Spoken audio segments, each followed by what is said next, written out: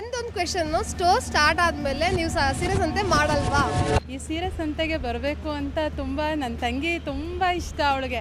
ನನಗಿದ್ರ ಬಗ್ಗೆ ಗೊತ್ತಿರಲಿಲ್ಲ. ಸೊ ನಾನು ಸ್ಕೂಲಲ್ಲಿ ವರ್ಕ್ ಮಾಡ್ತೀನಿ. ಎಕ್ಸಾಮ್ ಎಲ್ಲ ಮುಗ್ದಿದ ತಕ್ಷಣವೇ ನೀನು ಖಂಡಿತ ಬರಬೇಕು ಕಣೆ, ಅವಳು ಇನ್ಸ್ಟಾಗ್ರಾಮಲ್ಲಿ ನೋಡಿ ಎಷ್ಟು ಖುಷಿ ಪಟ್ಬಿಟ್ಟಿದ್ದಾಳೆ ಅಂದರೆ ಅದೇನ ಆಗೋಗ್ಲಿ ಹೋಗಲೇಬೇಕು ಕಣೆಮ್ಮ ಅಂತ ತುಂಬ ರಿಕ್ವೆಸ್ಟ್ ಮಾಡಿ ನನಗೂ ಹೇಳಿದ್ಲು.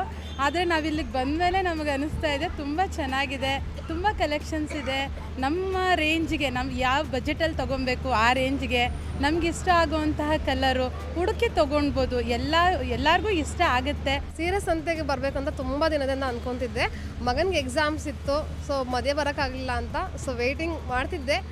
ಸೊ ಫೈನಲಿ ಬಂದೆ. ಈವನ್ ಇಲ್ಲಿ ಒಂದು ಗೇಮ್ ಆಡಿ ಒಂದು ಸ್ಯಾರಿ ಕೂಡ ವಿನ್ ಆಗಿದ್ದೀನಿ. ತುಂಬ ಖುಷಿ ಆಗ್ತಾ ಇದೆ. ವಿಡಿಯೋದಲ್ಲಿ ಇನ್ಸ್ಟಾಗ್ರಾಮಲ್ಲಿ ಏನೆಲ್ಲ ನೋಡ್ತಿದ್ದೀರಲ್ವಾ, ಅದಕ್ಕಿಂತ ಇಲ್ಲೇ ಬಂದು ಖುದ್ದು ನೀವು ನೋಡಿದಾಗ ನಿಮಗೆ ಖಂಡಿತ ಇಷ್ಟ ಆಗುತ್ತೆ. ಎಲ್ಲ ಥರ ಸೀರೆನೂ ಇದೆ, ಬಜೆಟ್ ವೈಸು ಚೆನ್ನಾಗಿದೆ, ತುಂಬ ಕಲೆಕ್ಷನ್ಸು ಇದೆ. ಸೊ ಇದು ಸಂತೆಯಲ್ಲಿ ಕೇಳಿದ್ರೆ ಯಾರೋ ಒಬ್ಬರು ಕ್ವೆಶನ್ನು, ಪ್ರಾಫಿಟಲ್ಲಿ ಏನು ಮಾಡ್ತೀರಾ ಅಂತ.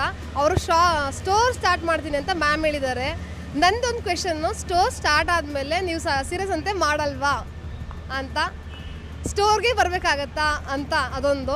ಏಕೆಂದರೆ ಈ ಸ್ಟೋರಲ್ಲಿ ನಿಮ್ಮ ಬ್ರ್ಯಾಂಡೆಡ್ ಮಾತ್ರ ಇರುತ್ತಾ, ಎಲ್ಲ ಕಲೆಕ್ಷನ್ಸು ಇರುತ್ತಾ, ಅದೊಂದು ಇದೆ.